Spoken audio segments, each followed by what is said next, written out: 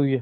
సర్వశక్తిమంతుడు, సర్వాధికారి, సమస్తమును తన మహత్తు గల మాట చేత కలుగజేసిన సత్య స్వరూపగు యేసయ్య నామానికి మహిమ, ఘనత, ప్రభావములు ఆయనకు మాత్రమే యుగయుగములు కలుగునుగాక. హల్లెలూయా! నిజంగా ప్రేమైన వలన దేవుని మాట నిజంగా మనల్ని బ్రతికిస్తది.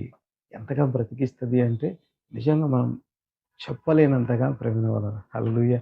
ఎందుకు ఈ రీతిగా చెప్తున్నా అంటే అనేక సార్లు దేవుని మాటను మనం విస్మరించటం వల్ల అనేక మంది జీవితాలు బ్రతకకుండా వెళ్ళిపోతున్నాయి ప్రేమైన వల్ల. అంటే దేవుని మాట బ్రతికిస్తది అని బైబిల్ చెబితే, మనం ఏం చేస్తామంటే దేవుని మాట మనల్ని బ్రతికిస్తదన్న మాట మరిచిపోయి అనేక మంది జీవితాలలో మరి ముఖ్యంగా యేసు ప్రభువుని తెలుసుకున్న వారి జీవితంలో కూడా ఏ రీతిగా ఉంటది అంటే, నిజంగా ప్రేమైన వల్ల దేవుని మాటను నమ్మకపోవటం వల్ల అనేక మంది జీవితాలు ఏ రీతిగా ఉంటదంటే, రాంగ్ ట్రాక్‌లోకి వెళ్ళడం ప్రారంభిస్తూ ఉంటాయి ప్రేమ వల్ల. మరి ఏంటి ఆ రాంగ్ ట్రాక్ అంటే, ఎవరైనా సరే దేవుణ్ణి నమ్ముకున్న బిడ్డ మరి పాపం చేసాడనుకోండి. పాపం చేస్తేనే ఏమవుతది? సాతాను వస్తాడు. "అయ్యా! నువ్వు పాపం చేశావు. కాబట్టి దేవుడు నిన్ను క్షమించడు." ఆ తరువాత పాపం ఒకవేళ అధికమవుతుంటే ఇంక సాతాను చెప్తది, ఎట్టి పరిస్థితుల్లో కూడా, ఎట్టి పరిస్థితుల్లో కూడా నిజంగా దేవుడు నిన్ను క్షమించడు. కాబట్టి నువ్వేం చేస్తావు? దేవుని దగ్గరికి వెళ్ళినా ప్రయోజనం ఉండదు అన్న మాట సాతాను చెప్తది ఈ ప్రమాణం. అనేక సార్లు మరి ఆ పాపము చేస్తున్న వ్యక్తులు కూడా ఆ మాటకే విధేయత చూపించేవారిగా, లేకపోతే ఆ మాటను నమ్మేవారిగా ఉండడం ప్రారంభిస్తారు ప్రేమ. అయితే బైబిల్ ఏం చెప్తది అంటే, మనం తప్పిపోయిన కుమారుని గురించి ఒకవేళ చూస్తే, ఆ కుమారుడు ఏం చేశాడు? తాను తప్పు చేశాడు. తినడానికి ఏం లేదంట, పందుల పొట్టుతో తన కడుపును నింపజూచెను గాని, అయినను వానికేమియు దొరకలేదు. అయితే బుద్ధి వచ్చినప్పుడు అంటే ముందంతా ఏం లేదంటే బుద్ధి లేదు ప్రేమ. అంటే ఎందుకు ఆ మాట చెప్తున్నానంటే, తన తండ్రి దగ్గరికి వస్తే, తన తండ్రి దగ్గరికి వస్తే, తన తండ్రి దగ్గర సమస్తము ఉన్నాయనే సంగతి మరచిపోయి, అంటే సాతాను చెప్తది, "ఎట్లా వెళ్తావు? ఆస్తి అంతా దుర్వ్యాపారంలో పాడు చేసావు." కానీ ఈ మాటలే అతని జీవితం ఎప్పుడైతే బుద్ధి తెచ్చుకున్నాడో, ఏం చేశాడు? తన తండ్రి దగ్గరికి వచ్చినట్లుగా మనం బైబిల్‌లో చూస్తాం. తద్వారా తాను కోల్పోయిన కుమారత్వాన్ని తిరిగి అతడు పొందడం ప్రారంభించాడు. హల్లెలూయా! అంటే ఆ ఉపమానంలో దేవుడు చెప్తున్న మాట. నువ్వు పాపం చేశావు.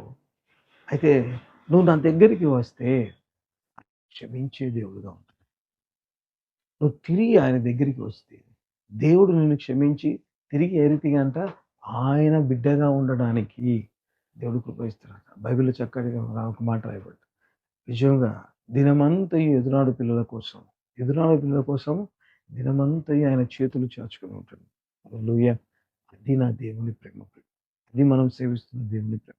మనం తప్పు చేశాం కాబట్టి నిజంగా దేవుని దగ్గరికి రాకూడదు అన్న సాతాను ఒక తలంపు మన జీవితంలో ఏ రీతిగా ఉంటదంటే, జీవంలోకి రానియ్యకుండా, ఆయన మాట బ్రతికించేదిగా ఉంటే, ఆ మాట కాకుండా మనల్ని చంపే రీతిగా ఉండే మాటలు మనకు చెప్తుండగా, ఈరోజు వాక్యం ద్వారా దేవుడు మనతో మాట్లాడుతున్నాడు.